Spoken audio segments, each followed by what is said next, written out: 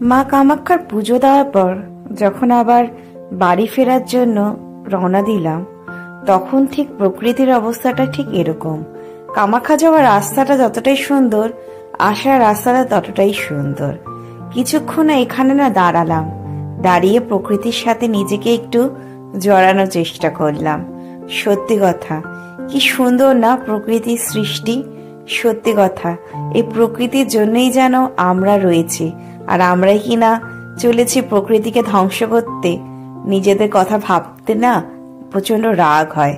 তার মধ্যেই আমার পেয়ে গেছিল প্রচন্ড খিদে।